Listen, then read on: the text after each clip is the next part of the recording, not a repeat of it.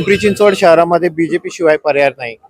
म्हणजे जे काही काम जे इथल्या प्रभागातल्या नगरसेवकांनी केलेलं आहे, आपल्याला माहिती आहे की 3-4 वर्ष हे नगरसेवकांचं काही नव्हतं पालिकेत, प्रशासनाच्या हातात सगळा कारभार होता.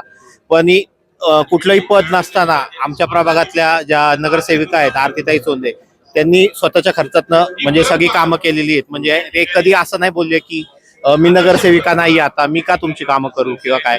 तर त्यांनी सगळी कामं आणि ज्येष्ठांची कामं असू द्या किंवा कुठल्याही गोरगरीब लोकांसाठी असू द्या, त्यांनी खूप कामं केलेली आहेत प्रभागामध्ये.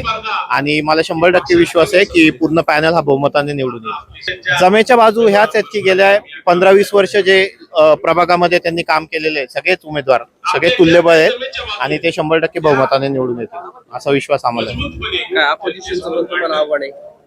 आता जे ते पार्टी स्वतःची ताकद लावणार पणाला, पण बीजेपी येईल 100% निवडून. 17 ते 22 पर्यंत भाजपाची सत्ता होती, बरोबर निवडणूक होती. काय येईल निवडून एवढं सांगू शकतो मी. अजितदादा पवार पण आले होते शहरामध्ये काही दिवसांपूर्वी, त्यांनी दादांचे वगैरे बोलले होते. बरोबर आहे. आता प्रत्येक जण त्याच्या ह्याची बाजू मांडत असतो आणि हे करत असतो, पण भाजपाचे सगळे उमेदवार हे खरंच खूप चांगलं काम करतायत आणि येतील निवडून. जेव्हा भाजपाची सत्ता होती त्यांच्यावर भ्रष्टाचाराचे आरोप केले जातात, त्याच्याकडे कसं? सगळ्यांवर भ्रष्टाचाराचे आरोप आहेत, जसं दादांवरही आरोप आहेत काही. म्हणजे प्रत्येक असं मी कुणाला काही वाईट नाही बोलत आहे, पण प्रत्येक राजकारण म्हटल्यावर एकमेकांवर आरोप प्रत्यारोप हे चालणारच. उमेदवार हा महत्वाचा पाहिजे. आपल्या रात्री बेरात्री जरी आपलं काही काम असेल, अडीअडचणीला धावून येणारा पाहिजे उमेदवार. आणि प्रभाग क्रमांक 26 मधील 4ही उमेदवार हे तसेच आहेत.